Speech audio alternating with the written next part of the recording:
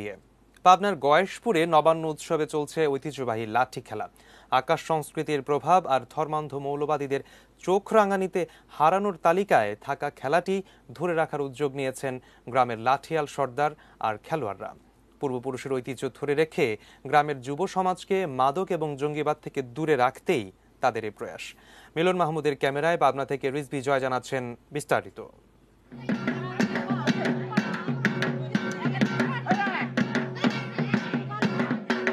সারাদিনের কাজের পর এশার নামাজ শেষে সদর উপজেলার গয়েশপুরের এই বাড়িতে ঢাক ঢোল কাসর ঘণ্টা নিয়ে হাজির লাঠি খেলোয়াড়েরা। বাড়ির মালিক আব্দুল আজিজ প্রামাণিক ছিলেন লাঠিয়াল দলপতি। তার ডাকেই লাঠি খেলায় অংশ নিতে ছুটে এসেছেন তার সতীর্থ অনুজ খেলোয়াড়েরা।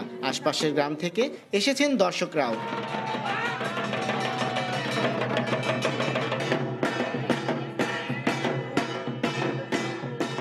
বাজনার তালে তালে নাচ আর শারীরিক কসরতে উৎসবমুখর পরিবেশে চলে খেলা।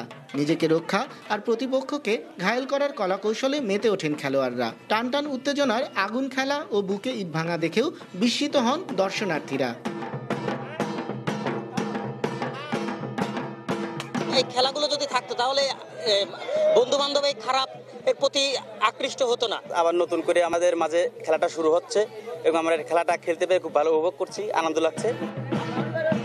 গয়েশপুরে লাঠি খেলার সুনাম শত বছরের, অথচ এই গ্রামটিতেই ধর্মের দোহাই দিয়ে মিথ্যে ফতোয়ায় খেলা বন্ধ করেছিল ধর্মান্ধ মৌলবাদীরা। মাদকাসক্তি, জঙ্গিবাদ আর অসামাজিক আচরণ থেকে যুব সমাজকে সুস্থ চিন্তায় রাখতেই নতুন উদ্যমে লাঠি খেলার এই আয়োজন।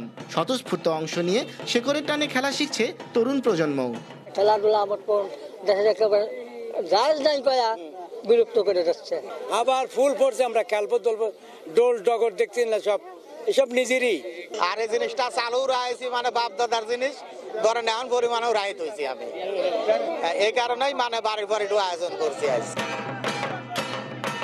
নবান্ন কিংবা গ্রাম বাংলার যে কোনো উৎসব পার্বণে এই লাঠি খেলা ছিল একসময় নিয়মিত আয়োজন। কালের বিবর্তনে তা জৌলুস হারালেও আজিজ প্রামাণিকের মতো কিছু মানুষ আজও আগলে রেখেছেন এই অতীত ঐতিহ্য। পৃষ্ঠপোষকতা পেলে আগামী প্রজন্মের মাঝেও তা ছড়িয়ে দেওয়া সম্ভব বলেই মনে করছেন তারা।